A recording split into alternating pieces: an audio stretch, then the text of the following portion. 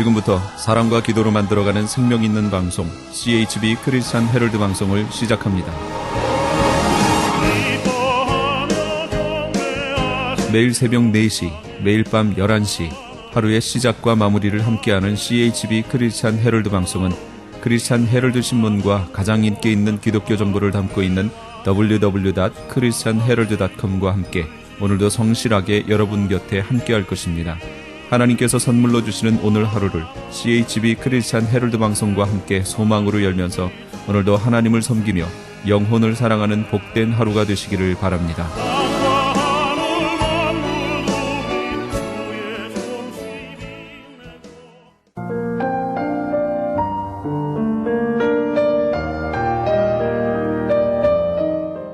영혼의 쉼터.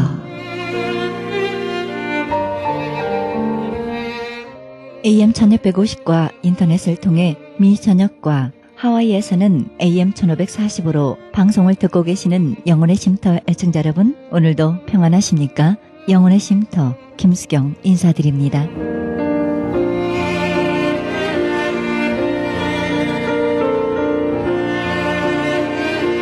캘리포니아 어느 마을에 교통사고로 인해 목 아래 전신이 마비된 소년이 있었습니다. 어느 날 친구들이 돈을 모아 그 소년에게 강아지를 사주었습니다.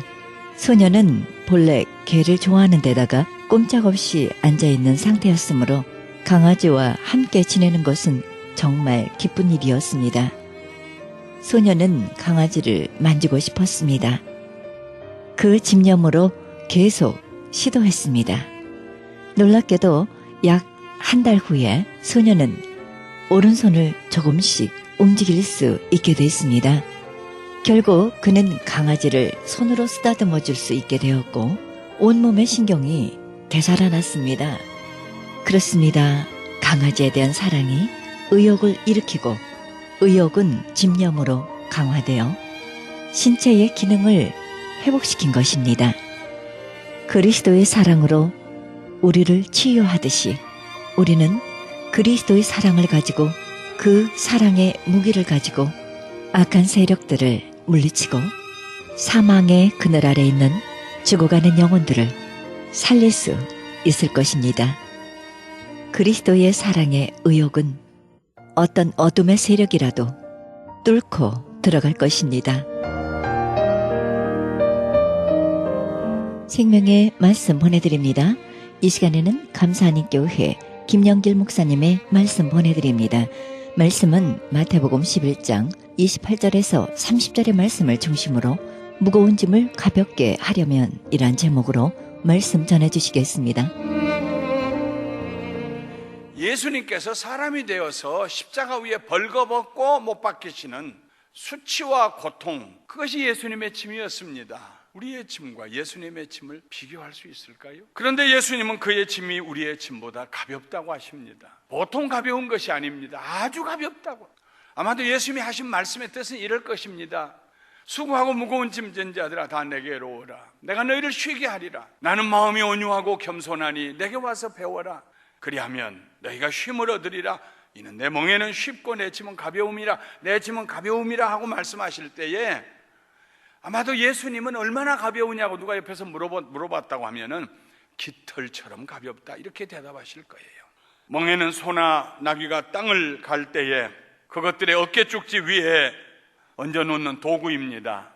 적당하게 구부려 있어가지고 한국식으로 얘기하면 멍에가 짐승의 어깨에 편안하게 얹혀 있으면은 너무 좁아서 작아서 꼭 끼지 아니하고 너무 넓어가지고 이리저리 미끄러 다니지 아니하고 잘 맞아서 편안하게 어깨 위에 멍에가 얹혀 있으면은 그 소가 쟁기를 끌어갈 때 힘이 덜 듭니다. 일하기가 쉽습니다. 그러나 멍에가 몸에 맞지 아니하면은 마치 발에 맞지 않은 구두를 신고 걸어갈 때처럼 고통스럽습니다. 발이 피곤하면 온몸이 피곤하지 않아요? 멍에가 몸에 맞지 아니하면 아무 일도 할 수 없습니다. 짐이 더 무겁게 느껴집니다. 우리들의 멍에와 예수님의 멍에가 뭐가 다를까요? 우리들의 멍에는 하나님을 떠난 이후로 아담과 하와의 후손으로 태어난 우리들은 불순종과 교만으로 만들어졌습니다. 우리 멍에의 재료가 불순종과 교만이에요. 거역과 반역과 그리고 하나님 앞에서 하나님 없어도 된다고 교만한 교만, 이 두 가지로 멍해가 만들어져 있습니다. 세상에서도 법을 거역하고 불순종하면 제재를 당하고 마침내는 감옥에 갑니다. 교만한 사람들은 모든 사람들과 평안하고 행복한 관계를 맺을 수가 없습니다. 교만한 사람과는 사귈 수가 없습니다. 얘기하고 나면 언제나 마음에 상처가 되는데, 교만은 밀어내는 것입니다. 교만은 인정하지 않는 것입니다. 동등하게 받아들이지 않는 것입니다. 언제나 내리보고 발로 밟고 무시하고, 교만한 사람 만나서 상처받지 않을 사람이 없어요. 불순종과 교만의 멍해를 메고 사는 사람들에게 다가오는 결과는 수고와 무거운 짐입니다. 더 수고롭게 생각이 됩니다. 갈수록 짐이 더 무겁습니다. 그러나 예수님의 멍에는 온유와 겸손으로 만들어졌습니다. 이 세상에 내려오신 하나님의 아들 예수 그리스도, 그분의 성품은 이 두 단어로 대표합니다. 온유하신 예수님, 겸손하신 예수님. 그래서 예수님의 멍에는 쉽습니다. 매기가 아주 이지합니다. 그 멍에로 짐을 짊어지면 가볍게 느껴집니다. 옛날에 시골에서, 요즘이야 그런 분들이 없지만 옛날엔 다 지게에다 짊어지고 이렇게 다녔잖아요. 근데 이 지게가 자기에게 맞아야 해요. 멜빵으로 이렇게 해가지고 지게를, 그게 자기에게 맞아야 돼요. 이게 너무 작아가지고 꼭 끼면은 이게 뒤에 짊어진 짐이 왔다 갔다 하다 넘어져요. 이게 또 너무 길어가지고 흐느적흐느적 하면은 이거 지게 잡고 가느라고 정신이 없어요. 이게 딱 몸에 맞으면은요, 뒤에다가 얼마든지 짐을 짊어져도요, 균형이 잡히고 중심이 잡혀서 산길도 갈 수 있고 골짜기도 건널 수 있고, 그 먼 길을 집에를 짐을 지고 들어올 수 있어요. 멍해가 맞아야 돼요. 몸에. 우리의 멍해는 몸에 맞지 않습니다. 불순종하고 거역하고 교만한 멍에는 우리를 고달프게 합니다. 남도 고달프게 합니다. 그러나 예수님의 멍에, 온유함과 겸손함으로 된 멍에는 아주 잘 맞아요. 쉬워요. 짐이 짐으로 느껴지지 않아요. 그러므로 우리는 우리의 멍에를 벗어버리고 예수님의 멍에를 메어야 합니다. 옛날 이스라엘 사람들은 소 2마리를 하나의 멍에 아래 두고 밭을 갈았어요. 그것을 한 결이라고 그랬어요. 2마리가 함께. 예수님께서 나의 멍에를 메고 내게 배우라 하신 말씀은 온유함과 겸손함으로 매는 나의 멍에 아래로 들어오너라는 초청입니다. 너의 불순종과 교만함의 멍에를 벗어버리고 내 멍에 아래로 들어오너라. 내게 배워라. 내 멍에는 온유함과 겸손함이다 하는 말씀입니다. 온유함은 온화하다는 뜻입니다. 마일드하다, 너그럽다 하는 뜻입니다. 젠틀하다, 친절하다는 뜻입니다. friendliness, 배려한다는 뜻입니다. considerate, 그리고 유순하다, meek, 유순하다는 뜻입니다. 이 여러 가지를 하나로 묶어서 하나로 표현한다면 받아들인다 하는 말이에요. 따뜻한 받아들임, 누구든지 가슴에 품고 받아들이는 따뜻한 받아들임, 그것이 온유함입니다. 거절하지 않는 삶, 차별하지 않는 자세, 누구든지 귀하게 생각하고 가슴에 따뜻하게 받아들이는, 그게 온유입니다. 우리는 예수님의 온유하심을 성경에서 찾아볼 수 있습니다. 마태복음 9장 35절에 예수께서 모든 도시와 마을에 두루다니사 그들의 회당에서 가르치시며 천국 복음을 전파하시며 모든 병과 모든 약한 것을 고치시니라. 무리를 보시고 불쌍히 여기시니 이는 그들이 목자 없는 양과 같이 고생하며 기진함이라. 무리들이 기진맥진했어요. 병으로 인해서, 귀신 들림으로 인해서, 죄를 범함으로 인해서 기진맥진했어요. 그들을 보고 예수님께서 불쌍히 여기셨다고 그랬어요. 받아들이셨어요. 오늘 해졌다, 오늘 일 끝. 병든 사람들 내일 아침에 다시 와 하지 않으셨어요. 해가지고도요, 밤이 깊어질 때까지도 그들을 치료하셨어요. 집에 돌아가지 못한 사람들을 먹여주시기도 했어요. 기적적으로. 예수님이 받아들이지 않은 사람이 아무도 없어요. 가는 곳마다 사람들이 인산인을 내려고 치료받으려고 예수님 다 치료해 주셨어요. 어린아이도 품에 안아주셨어요. 따뜻한 받아들이심, 이것이 예수님의 온유함입니다. 십자가에 못 박혀 돌아가시는 길에 일주일 후면 돌아가셔야 되는데 여리고를 지나갈 때에 소경 둘이 예수님을 따라오면서 다윗의 자손 예수여 우리를 불쌍히 여기소서. 그래서 예수님께서 민망히 여기사 컴패션, 그들을 불쌍히 여기고 가슴이 아프셔서, 앞을 못 보고 사는 그들을 보고 가슴이 아프셔서 저희 눈을 만지시니 곧 보게 되어 저희가 예수를 쫓았더라 그랬습니다. 예수님의 온유하심이 성경에 가득 채워져 있습니다. 가늠하다 현장에 붙잡혔던 여인, 모든 사람들이 돌로 쳐서 그들의 사회에서 분리시켜야 된다고 소리를 지를 때 예수님께서 그 여인을 따뜻하게 받아들이셨습니다. 나도 너를 정죄하지 아니하노니 다시는 죄를 범하지 말아라. 마태와 같은 세리들, 그의 집에 모여든 죄인들, 예수님께서 거절하신 죄인이 아무도 없습니다. 그의 온유하신 성품 때문에. 만일 예수님께서 죄인들을 미워하시고 싫어하시며 즉시로 심판을 베푸실 대상자로 여기셨다면 그들을 위해서, 그들을 대신해서 십자가에 죽기 위해 내려오셨다는 그의 오심이 수고로움이 될 것이고 무거운 짐이 될 것입니다. 저 무가치하고 쓸모없고 아무것도 아닌 저것, 일거에 다 없애져야 될 저 죄인들, 내가 저 죄인들을 위해서 대신 죽기 위해서 왔다니, 만일 예수님 그런 생각하셨으면 얼마나 수고로우시겠습니까? 얼마나 무거운 짐이 되겠습니까? 그러나 예수님은 마음이 온유하셔서 다 받아들이셨어요. 따뜻한 받아들임. 그 온유하신 성품 때문에 예수님은 모든 죄인들을 받아들이셨고 그들에게 복음을 전하셨으며 마침내 모든 죄인들이 변화되어 예수님의 제자들이 되게 하셨습니다. 모든 죄인들을 위하여 십자가에 달리신 그 수고와 무거운 짐을 예수님이 짊어지셔야 했지만 그의 온유하신 성품 때문에 내 멍에는 쉽고 내 짐은 가볍다고 말씀하실 수 있었습니다. 고린도 교회는 바울이 1년 반 동안 깊은 갖은 핍박을 받으면서 세웠던, 눈물로 세웠던 교회입니다. 그러나 그가 떠난 후에 고린도 교회 성도들은 바울의 가슴을 아프게 했습니다. 바울은 사도가 아니라면서, 가짜라면서, 예수님을 본 적도 없다면서, 바울은 글은 잘 쓰지만 말은 둔해, 아이고 외모도 그렇지 않아, 이런 얘기가 바울에게 전해왔어요. 얼마나 가슴이 아팠겠어요. 배은망덕한 사람들, 내가 자기들을 위해서 얼마나 수고하고 얼마나 노력하고 얼마나 눈물을 흘리고 얼마나 매를 맞았는데, 만일 바울이 그의 마음에 온유함이 없이 바울을 비난하고 뒤돌아서서 욕하는 그 고린도 교인들을 받아들이지 않았다면, 따뜻하게 용납하지 않았다면 그의 복음 전하는 일이 감당할 수 없는 무거운 짐이 됐을 것입니다. 그의 수고가 감당할 수 없는 수고가 됐을 것입니다. 아마 바울은 중간에 포기했을지도 몰라요. 바울은 그러지 않았습니다. 그의 달려갈 길을 끝까지 달려갔습니다. 어떻게 바울은 그 무거운 짐을 짊어질 수 있었을까요? 예수님에게 배운 온유함 때문에. 과거의 바울 같았다면 손에다 칼을 들고 모두 다 처리했을 테입니다. 그러나 고린도후서 12장에 바울은 말합니다. 이제 그리스도의 온유와 관용으로 친히 너희를 권하노니 By the meekness and the gentleness of Christ I appeal you. 내가 너희에게 그리스도의 온유함과 관용으로 너희를 권한다. 바울의 이런 온유한 성품은 어디에서 왔을까요? 고린도후서 12장 7절부터 10절에 바울은 말합니다. 자기 몸에 가시가 있었어요. 병들고 고통스러운, 자기만 하는 게 아니라 다른 사람들도 다 보는, 아마도 바울이 다른 사람은 기도해서 고쳐주면서 왜 자기는 고치지 못하나, 이런 가시가 있었어요. 그래서 하나님께 기도해서 3번 하나님이 가시를 내게서 뽑아주세요, 치료해 주세요. 그런데 3번 간구하고 난 다음에 하나님께서 바울에게 말씀하셨습니다.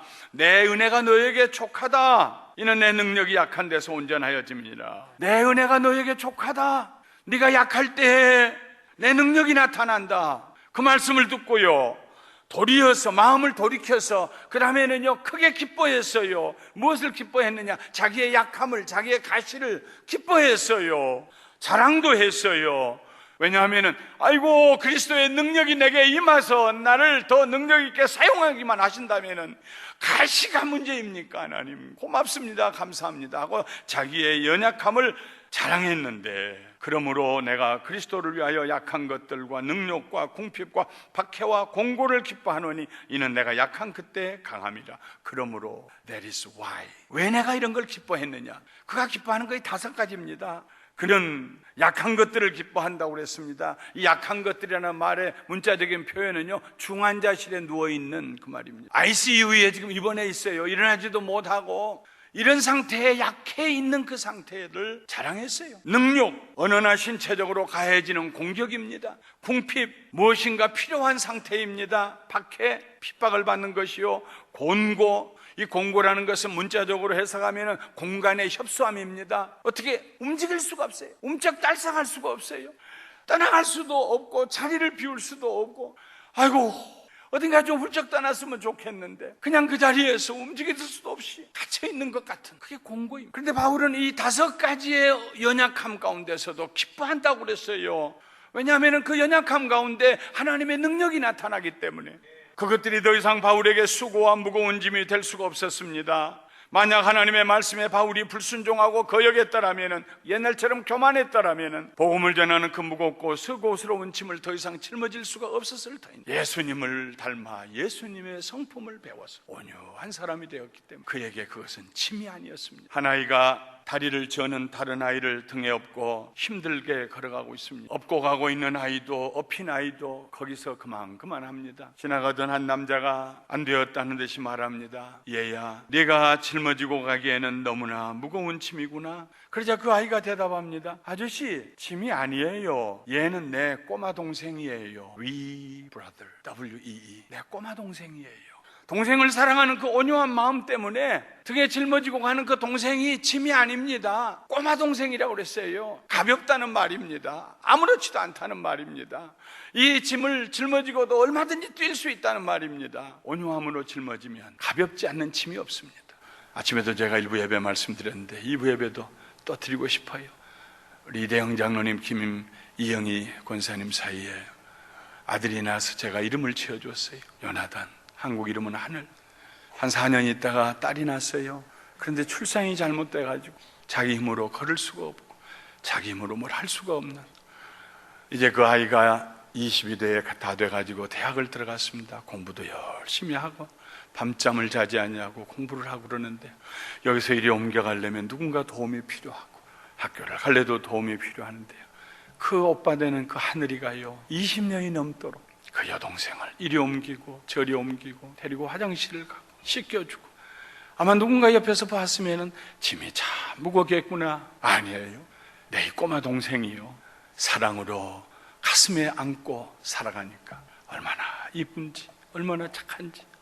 그래서 그 가정은 오히려 하나님께 감사가 넘치는 가정이 되고, 사랑하는 성도 여러분, 온유함으로 받아들이지 못할 사람이 없습니다. 사춘기로 무섭게 사춘기를 하며 지나가는 자식을 보낼 때 우리의 마음속에 말은 하지 않지만 마음 깊은 곳에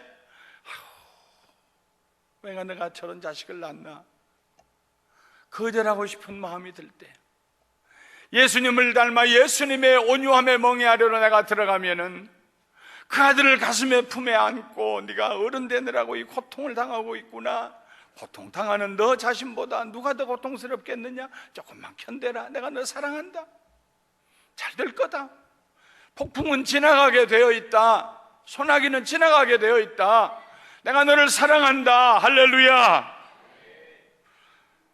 온유함으로 받아들이면 어떤 사람도 어떤 관계도 무거운 짐이 될 수가 없습니다.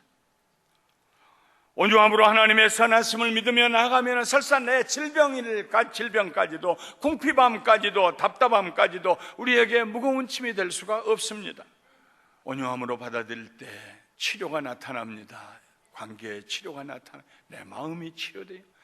그리고 더 이상 그것이 우리에게 무거운 짐이 되지 않습니다. 온유함으로 받아들일 때 화목이 일어납니다. 온유함으로 받아들일 때 회복이 시작됩니다. 온유함으로 받아들이는 것은 축복입니다. 예수님의 멍에가 가볍고 그의 짐이 가벼운 또 하나의 비결은 예수님의 겸손의 성품입니다.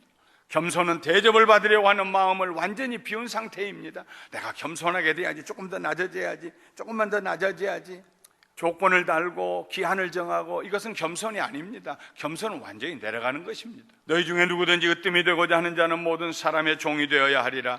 인자가 온 것은 섬김을 받으려 함이 아니라 도리어 섬기려 하고 자기 목숨을 많은 사람의 대속물로 주려 함이니라. 예수님께서 오신 것은 섬김을 받기 위해 오신 거 아닙니다. 아예 처음부터 빌립보서 2장에 기록한 것처럼 하나님과 똑같은 성부 하나님, 아버지 하나님, 아들 하나님이었지만은 그 하나님과 같이 여김을 받지 않으시고 다 벗어두고 사람이 되어 세상에 오시고 종의 형체를 입으시고 십자가에 죽으셨습니다. 완전히 내려오셨습니다. 예수님이 어린아이 하나를 안으시고 말씀하십니다. 너희가 이 어린아이 같지 아니하면 천국에 들어갈 수가 없다.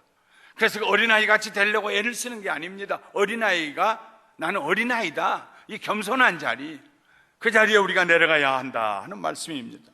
겸손은 무엇일까요? 구약 성경의 가장 겸손한 사람을 모세로 우리가 봅니다. 예수님을 빼고는 성경 전체에서 모세가 제일 겸손한 사람이었습니다. 하나님께서 모세를 데리고 여리고 맞은편 모압 땅에 있는 아바림 산에 올라가셔서 느보 산에 이르러 말씀하십니다. 내가 이스라엘 자손에게 기업으로 주는 가나안 땅을 한번 바라보아라. 또 목사님, 저는 거기는 안 가봤어요. 느보산에 올라가서 봤더니 세상에 이스라엘 땅이 다 보이더래요. 내 형 아론이 호르산에서 죽어 그의 조상에게 돌아간 것 같이 너도 올라가는 이 산에서 죽어 네 조상에게로 돌아가리니 이는 너희가, 네 형 아론과 너희가, 이 두 사람을 얘기합니다. 신광야 가데스의 무리바 물가에서 이스라엘 자손 중 내게 범죄하여 내 거룩함을 이스라엘 자손 중에서 나타내지 아니한 까닭이라. 물이 없어서 사흘 동안 물을 못 먹고 백성들이 원망하고 목말라 죽겠다고 그럴 때 모세가 하나님께 기도하니 하나님께서 내 지팡이를 들고 가서 그 광야의 바위 앞에 가서 그 바위를 향하여서 명령하여라. 그러면 바위가 물을 내놓을 것이다. 물이 터질 것이다. 그런데 모세가 너무너무 화가 나니까, 너무 백성들이 너무 괴롭혀서 화가 나니까 40년의 초창기에 일어난 일입니다. 가서 그냥 그 지팡이로 막 바위를 막 때렸어요. 내가 너희에게 물을 줄까? 물을 주랴 하고 때렸어요. 그것이 하나님의 영광을 가리웠습니다. 하나님의 거룩하심을 가리웠습니다. 40년 광야를 다 지나고 가나안 땅에 들어가기 전에 하나님이 모세를 산 위로 데리고 가셨어요. 한번 봐라. 그러나 여기까지다. 넌 이제 죽을 것이다. 내 형 아론이 죽은 것처럼 너희 둘이 백성들 앞에서 내 거룩함을 흠이 가게 했다. 그러므로 가나안 땅에 못 들어간다. 여기까지다. 그때요 모세가 하나님 앞에 왜요? 뭘 그걸 가지고 그러세요? 하지 않았어요. 하나님께서 여기까지라고 말씀하신 그 한계 안에 머물기로 모세는 작정했습니다. 예수님께서도 십자가를 앞에 두고 할 수 있으면 이 죽음의 잔을 내게서 지나가게 하옵소서. 그러나 내 뜻대로 마시고 아버지의 뜻대로 하시옵소서. 아버지의 뜻이라고는 한계 안에 자기가 머물기로 작정했습니다. 왜요? 나는 어떡하라고요? 나는 뭐예요? 하나님께서 나에게 어떤 한계를 정하셨다 그러면, 절대 주권을 가지고 계신 하나님께서 나에게 어떤 한계를 금을 그어주셨다면, 때로는 그 한계가 우리의 죽음일 수도 있고, 하나님께서 우리에게 어떤 한계를 그어주셨을 때에 겸손함으로 받아들이고 감사함으로 받아들이는, 모세는 그렇게 살았고 예수님이 우리에게 그런 모범을 보여주셨습니다. 겸손은 낮아지려고 애쓰는 것이 아닙니다. 겸손은 자기가 낮은 곳에 있음을 인정하는 것입니다. 하나님을 전적으로 의지하고 하나님의 절대 보호하심 가운데 있으며 하나님의 도움이 없이는 아무것도 할 수 없음을 인정하는 것이 겸손입니다. 예수님은 십자가 위에서 내 영혼을 아버지께 부탁하나이다 하고 돌아가셨습니다. 하나님 앞에서 겸손한 사람은 어떤 수고와 어떤 짐이라도 가벼워집니다. 왜냐하면 그는 겸손함으로 전능하신 하나님의 날개 아래로 들어갈 수 있기 때문입니다. 나의 힘이신 여호와여, 내가 주를 사랑하나이다. 여호와는 나의 반석이시요 나의 요새시요 나를 건지시는 이시요 나의 하나님이시요 내가 그 안에 피할 나의 바위시요 나의 방패이시요 나의 구원의 뿌리시요 나의 산성이시요. 거기다 다윗이 하나 더 첨가하지 않았습니다. 그리고 나는 군대가 많습니다. 이런 말 하지 않았습니다. 전적 의지. 내가 여호와 영원히 주의 장막에 머물며 내가 주의 날개 아래로 피하리이다. 시편 61편 4절. 내가 주의 날개 아래로 피하리이다. 베드로는 말합니다. 하나님은 교만한 자를 대적하시되 겸손한 자들에게는 은혜를 주시느니라. 그러므로 하나님의 능하신 손 아래서 겸손하라. 때가 되면 너희를 높이시리라. 너희 염려를 다 주께 맡기라. 이는 그가 너희를 돌보심이라. 말씀을 마치겠습니다. 예수님은 우리의 짐을 없애주시겠다고 약속하지 않았습니다. 수고로 인하여 기진맥진하며 무거운 짐으로 인하여 일어서지 못하는 우리에게 그 짐을 가볍게 해주시겠다고 하셨지, 그 짐을 없애겠다고 말씀하지 않았습니다. 인생 사는 동안에 수고와 짐에서 벗어날 사람은 아무도 없습니다. 그런데 어떤 사람에게는 그 수고와 짐이 죽을 것 같은 무게로 자기를 짓눌러 오고, 어떤 사람에게는 그 짐을 다른 사람이 볼 때 어떻게 사세요? 그리고 하는데도 불구하고 no problem, 감사하지요. 마치 어깨 위에다가 기타를 하나 얹어놓은 것처럼 그 짐을 가볍게 생각하고 사는 사람이 있습니다. 수고하고 무거운 짐진 자들아, 다 내게로 오라. 내 멍에 아래로 들어오너라. 나는 너보다 훨씬 더 큰 수고와 훨씬 더 무거운 짐을 짊어졌지만은 온유함과 겸손함으로 짊어졌기 때문에 아주 쉽고 가벼웠다. 나와 함께 온유함과 겸손함으로 너의 멍에도 짊어지자. 네가 이제까지 사용했던 불순종과 교만, 인간의 생각을 어떻게 해보려고 원망하고 불평하며 하나님 나는 무시하십니까? 하나님 누구는 사랑하고 나는 안 사랑합니까? 그리고 늘 하나님께 거역하고 대들던 불순종과 교만의 멍에를 벗어버리고 얘야 내 멍에 아래 들어와라. 내 멍에는 쉽고 짐은 가볍다. 내게 배워라. 나는 마음이 온유하고 겸손하다. 내게 배워라. 온유하고 겸손한 멍에를 메고 가는 모든 가축들에게는 주인이 있습니다. 야생동물은 그거 매려고 하지 않아요. 그러나 가축들은 매요. 가자면 가요, 서자면 서고. 하나님 우리 아버지 예수 그리스도 성령님 삼일째 하나님이 우리 주인이 되세요. 내 멍에는 그분이 주신 것이다. 나는 하나님과 함께 동행하리라. 예수님을 닮기를 내가 원합니다. 온유함을 내게 허락하여 주세요. 따뜻하게 받아들일 수 있도록 내 마음을 넓게 해주세요. 하나님 나를 겸손한 자리에 두세요. 받은 것이 감사하지 않는 것이 없다는 겸손의 자리로 저를 인도해 주시옵소서. 사랑하는 성도 여러분, 우리가 피할 수 없는 수고가 있습니다. 다른 사람에게 전가할 수 없는 짐이 있습니다. 기왕에 수고하고 짐을 짊어져야 한다면 2014년 기쁨으로 감당하시기를 주님의 이름으로 축원합니다. 지금까지 감사하니 교회 김영길 목사님의 말씀 들으셨습니다. 감사하니 교회는 6937 오렌지드롭 애비뉴 부엔나팍에 위치하고 있습니다. 신앙상담이나 교회 안내를 원하시는 분은 전화 714-521-0991, 714지역 521-0991로 연락하시기 바랍니다.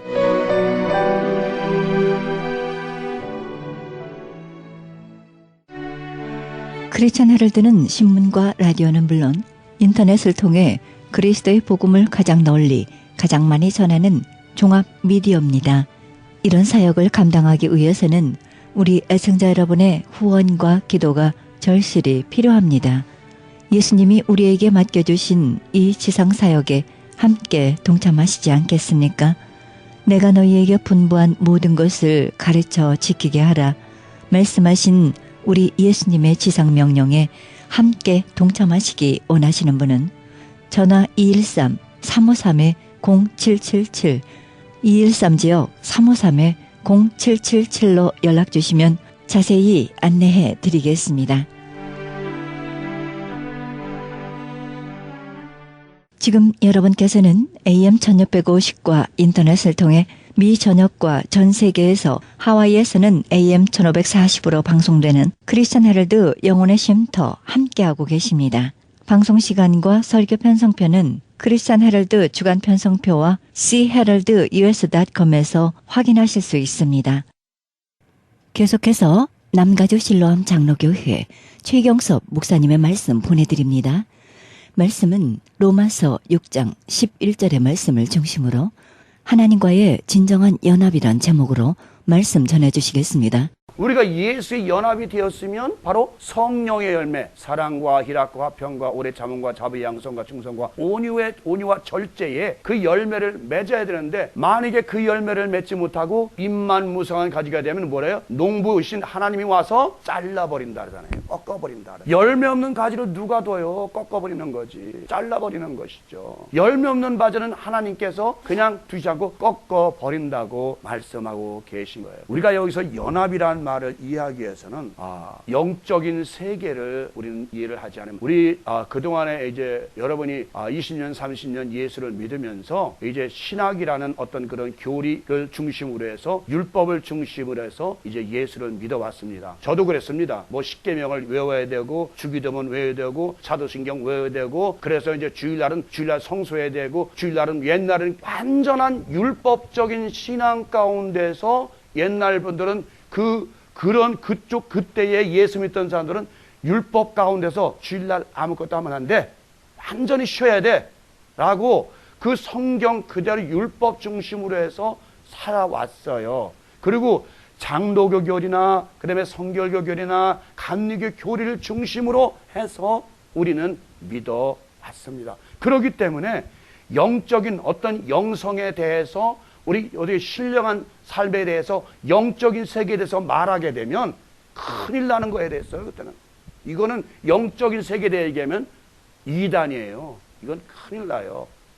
그렇기 때문에 여러분이 아시다시피 오늘날 이 정경 구약 66권이 옛날 그노시스파하고 싸웠잖아요. 대립했잖아요. 그노시스파는 영지주의예요. 그런데 둘이서 서로 경쟁, 네 깨옳다 내 깨옳다 서로 싸우다가 결국은 이 힘에 있어서, 정치적인 힘에 있어서 이 정경 쪽이, 정경통이 이겼기 때문에 결국은 오늘날 이 정경 66권을 성경으로 하고 그노시스파 성경들은 다 폐기하거나 찢어버리거나 없애버렸잖아요. 비경전이라 해서 다 없애버렸잖아요. 그렇죠. 여러분들 그 사실을 아는지 모르는지 모르겠지만 그 그노시스파 성경에는 영적인 스토리들이 너무너무 많은 거예요. 그렇기 때문에 이 장로교에서나 이런 데서는 이거 안 된다. 이건 너무 이단이 강하다. 너무 영지주의다 해가지고 전부 잘라버리고 카트해버렸어요. 그렇기 때문에 오늘 오랫동안 골수분 자들, 교회 생활하신 분들은 영적인 세계가 뭐야? 라고 반문하고를 그러는 거예요. 그러니까 영적인 세계에 대해서, 영적인 심령 세계에 대해서 전혀 알질 못하고 있어요. 뭐가 영적인 세계냐? 그것이 어디 있는 것이냐? 우리가 죽으면 그냥 천국 가는 것이지 아니면 지옥 가는 것이지 영적인 세계가 또 어디 있느냐? 라고들 많이들 질문하고 그건 없다라고 말들을 해요. 그렇지 않습니다. 여러분이 제가 수없이 얘기하지만 우리의 영혼들은요, 우리의 영혼은 쉽게 말하면 완전히 하나님이 만족할 만큼, 하나님께서 너는 됐다 할 만큼, 하나님의 기뻐하실 만큼, 하나님이 원하시는 만큼 수준에 이를 만큼 영혼의 진화가 이루어져야 돼요. 영혼의 성장이 이루어져야 된다고요. 이것이 안 되면 안 되는 거예요. 여러분 쉽게 말하면 이렇게 생각하면 아주 편해요. 우리가 부모들이 자녀를 낳았어요. 자녀를 낳아서 이제 어렸을 땐 열심히 키우면서 킹덤과 유치원을 통해서 이제 국민학교, 중학교, 대학교 쭉 이렇게 보내잖아요. 그래서 우리가 아이들이 가능하면 대학까지 다 나와서 훌륭한 아이가 되어서 우리 가정의 가문을 잇고 우리 가정의 대표자가 상속자가 되기를 원하는 것이 부모들의 마음이잖아요. 그런데 자녀들이 만약에 중간에 공부 안 하고 땡땡치고 그냥 나 공부하기 싫어 그러고 탈선하고 잘못 나가게 되면 어떻게 됩니까? 부모는 그 자식은 내 자식이지만 가정의 모든 것을 맡길 수가 있어요, 없어요? 없는 것이에요. 탈선한 자식한테 맡길 수가 없는 것이에요. 하나님도 마찬가지예요. 하나님이 원하시는 만큼의 영혼의 진화가 성장이 이루어지지 않으면 하나님의 나라를 맡길 수가 없는 것이에요. 어떻게 맡겨요? 이런 말씀하면 또 여러분들은 또 영혼의 진화나 영혼의 성장이나 똑같은 말씀이에요. 그리스도의 장성하니 불량한 충만대가 이르를 정도로 우리의 믿음이 성장하고 영혼이 성장해야 된다 그런 것을 우리는 우리 기독교를 봅시다. 우리 교회 들어가 보면 영적 수준이 다 달라요. 어떤 사람은 그냥 처음부터 주세요 하는 사람, 맨 달라는 사람, 자문에서 나오는 것처럼 거머리처럼 타고 하는 사람만 있어요. 또 어떤 사람은 뭐 봤어? 안 봤어? 맨 이러는 사람들이 있고, 또 어떤 사람은 말씀주의로만 성령 필요 없어 말씀주의로만 하는 사람들이 있고, 어떤 사람은 말씀은 안 보고 그냥 어떤 그 예언이나 받으려고 예언이나 보려고 뭐나 좀 눈으로 뭔가 보이나 안 보이나 그거나 보려는 사람도 있고, 영적인 수준이 참으로 많아요. 여러 수 없는 층이에요. 여러분 아주 그 층이. 우리 인간도 마찬가지잖아요. 이렇게 살다 보면 크는 사람이 수준이 다 다르잖아요. 우리의 영적 수준도 다 달라요. 그렇기 때문에 우리 많은 사람들은 기독교는 모두를 그냥 영혼은 하나로 보잖아요. 우리 지금까지 여러분 공부한 건 뭐예요? 영혼은 죽으면 천당 아니면 지옥, 딱 여기로 판결 져가지고 영혼의 성장은 영혼이 성장했든 성장 안 했든, 영혼이 아직 성장을 해서 아주 어린 영혼이든 아주 성장해서 아주 예수 그리스도의 분량 이른 영혼이든 성화된 영혼이든 성화되지 않은 영혼이든 무조건 예수만 믿으면 천국에 간다는 이 진리 가운데 딱 빠져가지고 더 이상 나오지를 못하고 있는 거예요. 이것이 지금까지 기독교가 가르친 교리고 기도예요. 교훈이에요. 우리가 영적인 수준을, 저도 제가 말씀드렸죠. 제가 이제 그 영적인 세계에 들어갔을 때 어떤 영적 세계에 들어갔다? 쉽게 말하면 아주 저급한 영적인 세계에 들어갔던 거예요. 사도 바울이 예배서 6장 10절에 뭐래요? 우리의 싸움은 혈과 육이 아니요 공중 잡은 악한 권세와 하늘 그 밑에 있는 저 공중 잡은 악한 권세들과 싸움이라고 그러잖아요. 말씀하잖아요. 사도 바울이 그렇게 말씀하잖아요. 이렇게 영적인 세계는요, 여러의 영적인 세계가 있다는 것을 여러분들은 아셔야 돼요. 이렇게 추악한 영적인 세계도 있고, 물론 아름다운 신령한 세계도 있습니다. 또 여러분이 실질적으로 영혼과 육체가 분리되는 경험을 해보셨나요? 내 영혼이 위로 뜨는 경험을 해보셨나요? 예수님께서 이 땅에 오셔서 세 가지를 보여주셨어요. 뭘 보여주셨어요? 성경을 통해 여러분 성경 많이 읽었잖아요. 많이 읽으셨으면 그 답을 얻으셔야 되죠. 예수님이 우리에게 보여주신 영적인 세계가 무엇을 보여주셨는가? 첫째, 그분은 하나님의 아들로서 이 물질 세계에 들어오셨잖아요. 그건 물질 현상이죠. 그죠? 그렇죠. 그 다음에 뭐예요? 예수님께서는 분명히 영과 육이 분리되는 유체 이탈을 보여주셨습니까? 안 보여주셨습니까? 유체 이탈은 어디서 보여주셨냐면 마태복음 17장, 마가복음 8장, 누가복음 9장에서 변화산성에서 예수님께서 완전히 변화되어서 빛의 모양, 완전히 이제 육신을 벗어난 완전히 신령한 하나님의 아들의 모습으로 이탈하는, 그게 바로 유체 이탈이에요. 그래서 여러분 제자들도 뭐예요? 제자들도 거기서 황홀경에 빠져서 육체를 이탈해서 영적인 신령에서 들어갔잖아요. 거기서 누굴 봤어요? 모세와 엘리야를 봤던 거예요. 이것이 바로 유체 이탈해가지고 예수님과 제자들이 어딜 들어갔어요? 신령한 세계에 들어갔던 거예요. 잠시. 그래서 그 전에 뭐라고 그래요? 예수님이 그 군육서 몇 날 안 돼서 너희 중에 하나님의 나라를 볼 자도 있을 것이다 해가지고 누구누구 데리고 갔어요? 변화산에 베드로, 야고보, 요한을 데리고 올라가셨잖아요. 그래서 거기서 하나님의 나라를 보여주셨어요. 유체 이탈을 시켜서 예수님도 이탈하시고 그들도 뭐 이탈해서 유체 이탈을 보여주셨잖아요. 아까 부활 말씀, 부활은 뭐예요? 이거는 환원이에요. 돌아가는 것. 나의 고향으로 하나님 나라로 돌아가는 걸 보여주신 거예요. 그러니까 우리 인간도 결국 나중엔 결국은 육체와 영혼이 분리되는 상황도 이 땅에서 이루어질 수 있고, 이 땅에서 하나님 나라를 경험할 수 있고, 마지막에는 뭐예요? 부활돼서 완전히 환원, 하나님의 나라로 왔던 곳으로 우리가 돌아가는 것을 예수님께 부활로서 보여주신 거예요. 이 세 가지를 예수님 이 땅에 오셔서 영혼에 대해서 신령한 세계에서 분명하게 보여주셨어요. 그런데 우리는 그런 사실을 그래서 제가 자꾸 여러분들에게 뭐라고 말씀드리냐면, 설교를 많이 듣지 말고 성경을 읽으라는 거예요. 성경을 읽어서 그 안에서 뭔가 발견해야지. 목사님들 저도 목사님은 설교 듣다 보면 그 사람 사상에 빠져들어가게 된다고요. 자꾸. 그러게 되면 주관적이 돼요. 자꾸. 객관적이 아니라. 그렇기 때문에 여러분들은 자꾸 성경을 읽어서 성경 안에서 성령께서 여러분들에게 조명해 주시는 그 진리의 말씀을 깨달아 알아야 된다는 것이에요. 사무엘상 28장일까요? 거기 보면 여러분 그런 말씀 나와요. 여러분 이것도 영적인 그 세계의 얘기예요. 사울이 곤비에서 어떤 그 무당을 찾아가잖아요. 무당을 찾아가니까 이제 야, 내가 죽겠으니까 사무엘 좀 불러줘라. 그러니까 이 무당이 영매죠. 영매가 이제 그 사울을 부르잖아요. 사무엘을 부르잖아요. 누가 올라오는데 어떻게 생겼냐 하니까 어떤 옷을 입고 어떤 논이다. 그러니까 그분이 사무엘 맞다. 그래가지고 그분 사울이 얘기하잖아요. 내가 어떻게 하면 좋습니까? 그러니까 사무엘이 그러잖아요. 거기서 내가 이미 살았을 때 땅에 있을 때 너에게 모든 얘기를 다 해줬는데 뭘 나한테 더 물으러 왔느냐? 내가 땅에서 있을 때 너한테 가르쳐 그대로 모든 것이 이루어지리라고 얘기하고 도로 돌아가잖아요. 그러면 사무엘이 지금 그때 천국에 있다 왔나요? 여러분, 천국에 한번 들어가면요, 이 영원한 천국에 들어가면 나와요, 못 나와요? 안 나와요. 못 나오고 안 나와요. 나올 수가 없는 거예요. 자, 여러분 또 봅시다. 우리 성경을 통해서. 자, 예수님께서 죽은 지 나흘 된 나사로를 통해서 나사로야 하니까 나왔죠. 그 나사로 영혼은 어디 있었을까요? 천국에 들어갔을까요? 이런 것들도 우리가 또 그 다음에 12살 먹은 소녀한테 달려갔다 소녀야 일어나라 할 때 그 영혼이 천국에 들어갔다 나왔나요? 우리가 일단 이 세상을 떠나면 어딘가의 영계에 머무른다는 것은 성경을 통해서 분명하게 말씀해 주고 계시잖아요.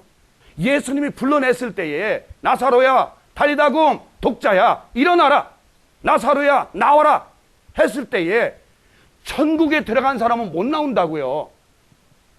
안 나온다고요. 그리고 이미 천국에 들어간 사람은 완전히 뭐예요? 변화된 사람이에요. 그 사람들은 완전히 완전히 영광의 옷으로 갈아입고 완전히 영광의 실제로 변했기 때문에 그 사람들 다시 나올 수가 없는 거예요. 예수님이 그 세 사람을 살리셨을 때에 그 영혼이 어디 있었던가? 속된 말로 그 주위에서 뱅뱅뱅 돌고 있었을까요? 낙원에서도 못 나온다니까요. 그러니까 지금 제가 말씀드렸죠. 영혼이 바로 우리가 죽으면 바로 천국에 들어가는 게 아니라는 걸 여러분 말씀드리는 거예요. 영계가 따로 있다는 거예요. 여러분, 엘리사도 사람을 살렸고 엘리야도 아이를 살렸어요. 죽은 아이를 살렸어요. 제가 지금 설명해 드렸잖아요. 제가 경험한 영적인 세계는 가장 저급한 영적인 세계였다고. 아주 더럽고 추악한 영들. 다시 말하면 이 세상에서 음란, 간음, 살인, 죽임, 그냥 못된 악한 짓 했던 영혼들이 집단에 모여 사는 그곳에 들어가서 내가 들어갈 수 있었다고요. 그것들은요, 아주 하루도 편할 날이 없어요. 그 세계는요. 두들겨 패고 싸우고 욕지게 하고 이상한 소리 하고 그 세계예요. 제가 그래서 요즘에 깨닫는 게 바로 그렇습니다. 인간의 영혼은 그 수준대로 들어가는구나. 그 수준대로 결국은 영계에 들어갈 수밖에 없다라고 결론을 내렸습니다. 다시 말하면 이제 이 땅에서 완전히 성화된 사람은 하나님 나라에 들어갑니다. 그건 틀림없습니다. 그러나 성화되지 못하고 아직도 세상에 반 이렇게 있는 사람들은 우리 교회에서 말하는 것처럼 회개하면 예수 믿으면 무조건 천국에 갑니다. 그런 식은 아니라는 것이죠. 분명히 성화되고 예수 형상한 모습을 닮은 사람은 분명히 천국에 들어갑니다. 낙원에 들어갑니다. 그러나 그렇지 못한 사람은 영계에 머물더니, 그래서 여러분, 영계를 신나면도 이 땅 영계와 이 지구상 물질계는 뭐라고 그래요? 하나님이 자녀들을 교육시키는 학교라고 그래요. 교육 시스템이라고. 우리가 이런 것들을 여러분이 지금까지 들어본 일이 없기 때문에 의아하시고 이상하다고 여기실 거예요. 어쩔 수 없어요. 여러분, 이미 말씀드렸지만 지금까지 우리 기독이 발견하지 못했던 예수께서 이 땅에 오셨던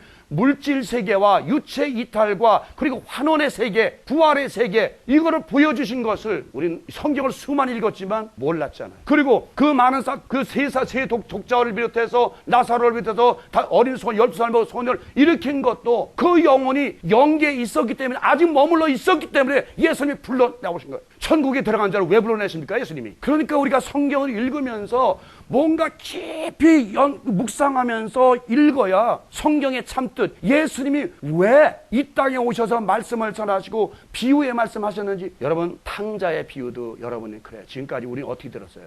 죄인이 회개하고 돌아오면 의인 99보다 한 명 죄인이 돌아오는 게 낫다. 그런 식으로 회개하면 아버지께 맞아요. 그건 뭐 틀린 건 그거 아니란 얘기 아니에요. 예수님이 얘기하신 게 그것만 말씀해서 그 말씀하셨을까요? 그것만 말씀해서 그 비유로 두셨을까요? 아니라는 거예요. 거기는요 가장 중요한 게 뭐냐면 큰아들이에요. 큰아들은 뭐예요? 아버지와 같이 있었기 때문에 사랑이 뭔지, 그죠? 자비가 뭔지, 긍휼이 뭔지 아무것도 몰랐어요. 죽은 동생이 돌아와서 풍악을 울리며 잔치하는데 안 들어갔어요. 왜? 저 자식은 우리 재산 다 까먹고 들어가는. 왜 그래요? 왜 그가 자비와 긍휼, 사랑이 없어요? 교육을 받지를 못했거든요. 하나님 안에만 있었기 때문에 사랑이 뭔지, 빛이 뭔지, 어둠이 뭔지, 자비가 뭔지, 긍휼이 뭔지 몰라요. 여러분, 부모 밑에서 부모와 함께 아무것도 안 부모 안에서만 자란 애들이 사랑 알던가요? 세상을 알던가요? 몰라요. 하나님은 우리 자녀들을 통해서, 하나님의 자녀들을 우주 만물 이 땅에 보내셔서 우리 자녀들도 하여금 정말 변화되고 교육받아서 정말 내 존재를, 여러분, 하나님 안에 있으면 이 세상에 아버지 못하면 나의 존재도 깨닫지 못하잖아요. 그러니까 이 세상에 와서 나의 존재가 무엇인지, 정말 나의 아버지 하나님의 사랑이 정말 지극하구나. 그분의 사랑이 얼마나 귀중하고, 그분의 자비가 얼마나 귀중하고, 그분의 은혜가 얼마나 귀중하다는 것을 이 세상에 내려와서 살다 보니까 깨달아지는 것이지. 하나님 안에만 있으면 그걸 깨닫습니까? 못 깨닫습니다. 여러분, 성경을 좀 이렇게 이제 좀 깊은 방면으로, 이제 차원이 높은 영적인 세계로 끌고 올라가서 성경을 읽으시라. 그리고 오늘 말씀, 이 연합이라는 말씀, 아까는 말 심겨졌다 그래요. 예수 그리스도 안에 심겨졌다. 내 영과 예수님의 영이 하나로 합쳐졌다. 다시 말하면, 쉽게 말하면 주파수가 통한다는 얘기죠. 사이클이 통하는, 완전하게 하나로 일치되는, 마음이 하나로 일치되는 것으로 예수와 하나가 되었다. 자, 여러분, 그 예가 또 있죠. 이제 그 마리아가 예수님을 이제 임신해가지고 엘리사벳 집에 옵니다. 근데 갑자기 엘리사벳이 노래합니다. 내 주께서 오시니까 내 뱃속에서 내 아이가 기뻐서 뛰는구나. 이게 무슨 얘기예요? 바로 성령 안에서는 세례 요한과 예수가 하나로서, 주파수가 하나로서, 사이클이 하나로서 딱 만나게 된 거예요. 뱃속은 다르죠. 엘리자벳의 뱃속에 있고 마리아의 뱃속에 있지만 성령 안에서는 하나라는 것이, 한 영이라는 거예요. 이거를 보여주시기 위해서 바로 이것이 연합이에요. 이것이 연합. 내 마음과 그리스도의 마음이 한 마음이 되는 것이 바로 연합이에요. 그 예로 성경도 다 기록하고 있잖아요. 저는 연합을 생각하면서 도대체 하나님, 이 연합이 도대체가 예수님 내 마음을, 하나님께서 그것을 딱 머릿속에 떠올리세요. 세례 요한과 예수님을 생각해요. 그가 서로가 뱃속에 있을 때, 예수께서 마리아가 왔을 때 그 세례 요한이 뱃속에서 점프하고 뛰었다. 기뻐서 뛰었다. 내 주가 와서, 그러니까 엘리자베스가 그냥 성령의 감동, 내 주의 주께서 오시니까 내 영은, 그 성령 안에선 하나예요. 하나.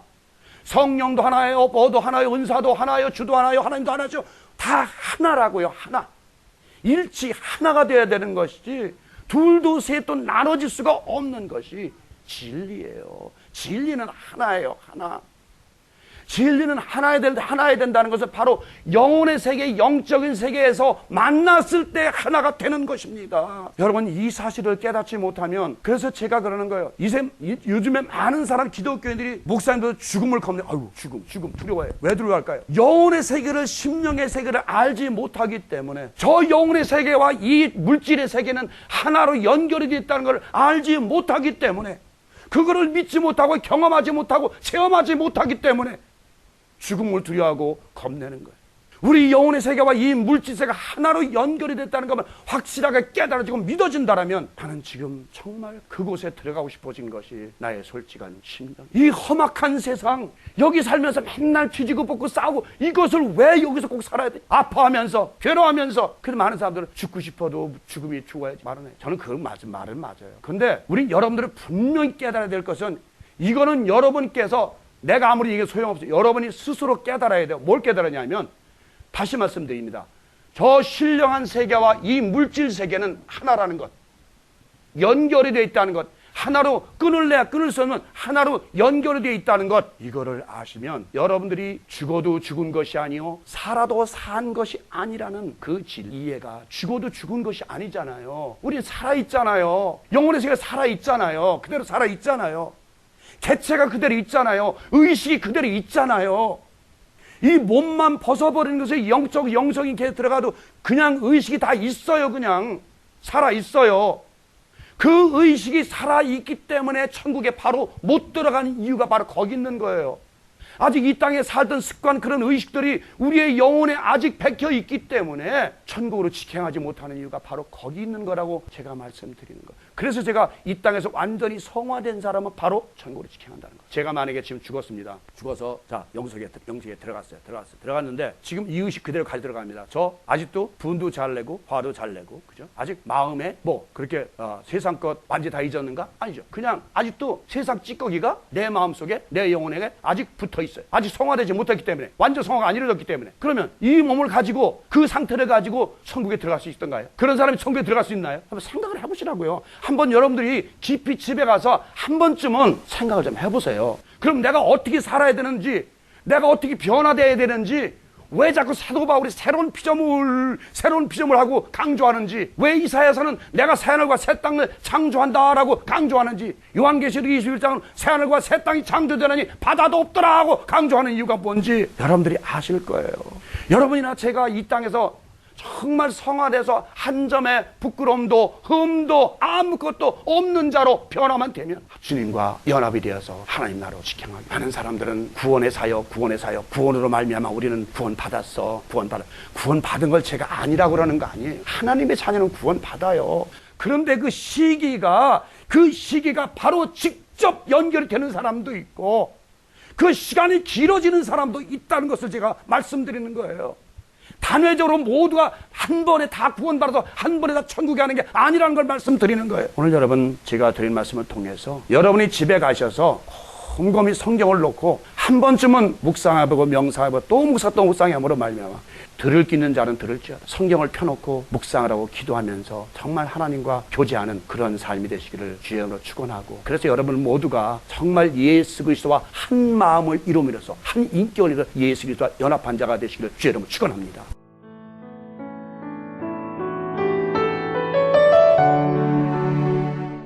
지금까지 남가주 실로암 장로교회 최경섭 목사님의 말씀 들으셨습니다.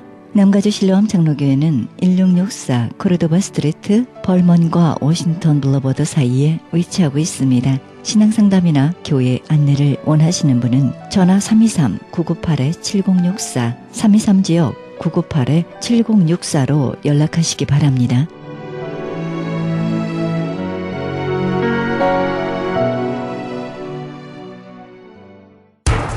기적의 영양제 M3를 아십니까? 무슨 병에 걸렸던지 큰 효과를 준다는 그 신비한 기적의 영양제. 혈액에 영양을 공급하여 힘이 생기니까 피곤하지 않고 이제는 지팡이 없이 걸을 수 있다고 많은 분들이 간증을 합니다. 혈액 해독, 기력 회복, 뼈 골수 영양 공급, 심장, 뇌, 혈전 용해. 유태인 회사가 제조한 특수 영양제. M3, 혈액 순환을 잘 되게 하는 최고급 영양제. M3, 크던 작던 아픈 곳이 있다면 M3. 213-435-9600, 213-435-9600번입니다. 정직한 마음으로 권해드립니다.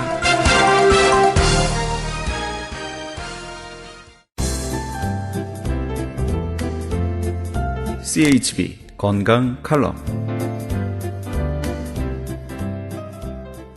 안녕하세요. 건강 칼럼 24번째 시간입니다.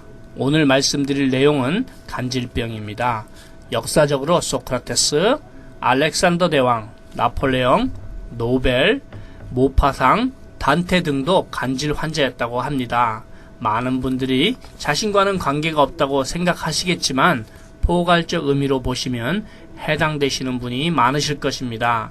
우리가 아는 간질은 갑자기 환자가 바닥에 쓰러지고 사지가 뻣뻣해지며 호흡장애로 얼굴이 새파랗게 변하며 의식을 잃고 수면 상태에 이르며 의식을 찾으면 환자는 전신통이나 두통을 느끼는 것 이외에는 아무것도 기억하지 못하는 것을 간질로 알고 있습니다. 그러나 더 자세히 살펴보면 가벼운 신체의 반복적 행위, 즉 눈을 깜빡거리거나 손을 반복적으로 톡톡 치는 것으로부터 손이나 발, 얼굴 등 신체 일부가 어느 한쪽으로 돌아가는 경우, 손발이 저릿저릿거리는 것, 따끔거리는 것, 의복을 만지작거리거나 방안을 이리저리 걸어다니는 행위에 이르기까지 각양각색의 증상도 초기 간질의 증상이라고 볼 수 있습니다. 간질의 원인은 대뇌의 피질에 이상이 생겨서 흥분이 된다고 합니다만 실제 원인을 정확히 알 수는 없다고 하며 선천성 질환, 감염, 종양, 뇌졸중, 퇴행성 질환, 두부 손상 등을 원인으로 지목하고 있습니다.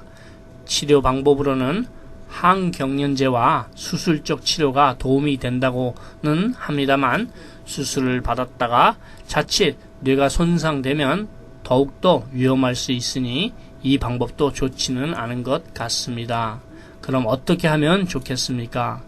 크고 작은 간질 질환의 치료 방법을 말씀드리겠습니다. 술을 마신다거나 수면 부족, 과식이나 변비, 스트레스로 인하여 발작이 자주 일어나는 것을 봅니다. 우선 이것들을 자제하시면서 피의 흐름을 원활하게 해주면 피가 영양이 부족한 세포에 영양을 공급해주므로 한 일주일 후에는 아주 큰 효과를 보실 수 있습니다. 무슨 병에 걸렸든지 큰 효과를 주는 신비한 기적의 영양제 M3를 추천해드립니다. 무료 건강 상담과 기적의 영양제 M3에 관한 문의는 213-435-9600번 213-435-9600입니다. 감사합니다.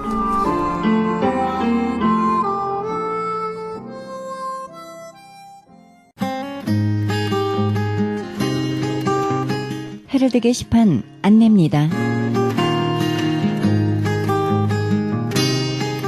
가나 선교에서는 중국에 있는 불쌍한 조선족과 탈북자, 우리 동포의 자녀들을 돕고 있습니다.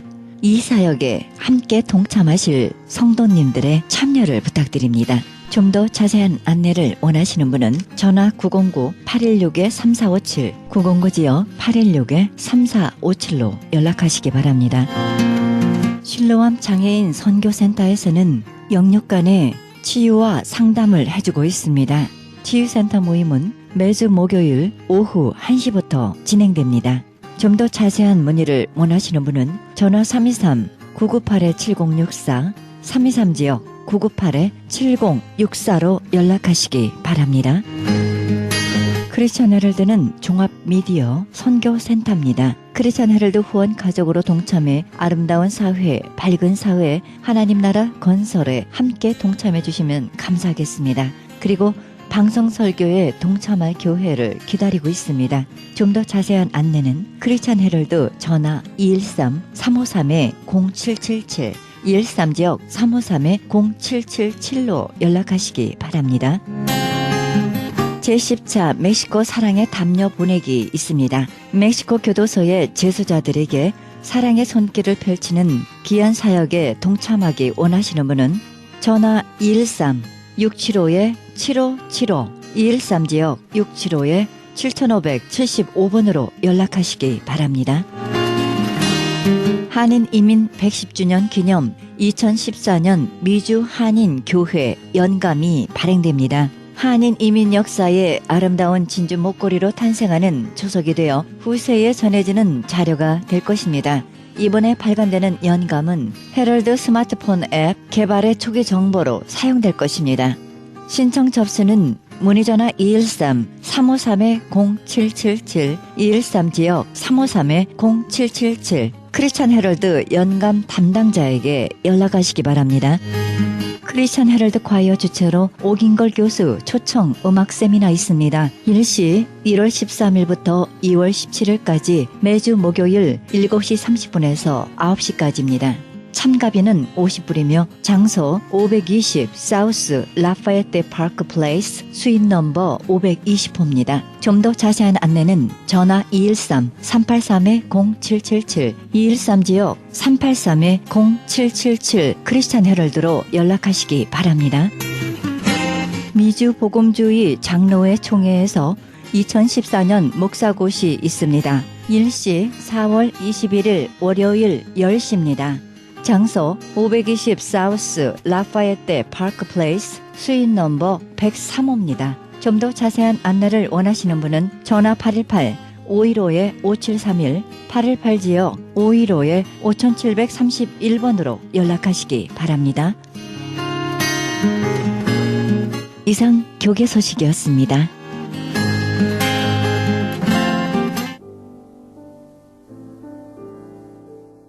가라사대 진실로 너희에게 이르노니 너희가 만일 믿음의 한 겨자씨만큼만 있으면 이 산을 명하여 여기서 저기로 옮기라 하여도 옮길 것이요 또 너희가 못할 것이 없으리라. 마태복음 17장 20절입니다. 하나님의 복을 기대하시기 바랍니다. 하나님께 우리의 삶을 기대하시면 하나님의 측량할 수 없는 은혜가 찾아옵니다. 머리와 가슴으로 하나님의 은혜를 상상하고 실제로 그것을 받을 수 있도록 기도하시기 바랍니다. 하나님은 마음에 커다란 그릇을 마련한 사람에게 복을 넘치도록 부어 주실 것입니다. 비전을 키우고 믿음의 눈으로 미래를 바라보시기 바랍니다. 이 방송은 먹는 음연 TM 포뮬러, 효과좋기로 소문난 내처 영양제 센터와 이민법을 전문으로 하는 김한주 변호사 제공입니다. 지금까지 여러분께서는 그리스도의 복음을 가장 널리 가장 많이 전하는 크리스천 헤럴드 방송에서 보내드린 영혼의 쉼터 함께 하셨습니다. 지금까지 진행의 김수경이었습니다. 이 밤도 주님과 동행하는 평안한 밤 되시기 바랍니다.